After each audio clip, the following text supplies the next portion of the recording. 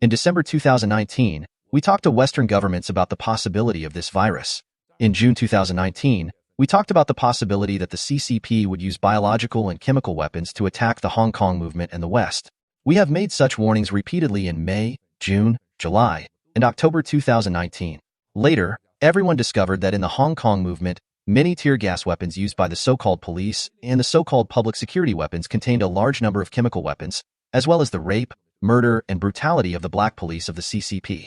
In the end, in 2020, all members of the whistleblower movement and the new federal state of China made an announcement to warn the world during the entire live broadcast of the Rule of Law Foundation on January 15, 2020. The CCP's announcement that the Wuhan virus was not transmitted from person to person and the infection was controllable and preventable was false. And we've tried to convey this information to the relevant U.S. government departments that this was a biochemical weapon attack.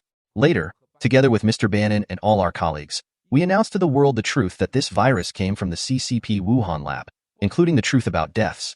Through the information conveyed by a large number of fighters inside the CCP, we showed the world the brutality and threat the CCP posed to the world. Regrettably, only U.S. President Trump embraced our information and promptly enforced travel restrictions within the United States. Despite the damage, it did not trigger a major catastrophe in the U.S. Many countries that believed in our information were the beneficiaries, and those that did not believe suffered huge losses of life, property, and national security.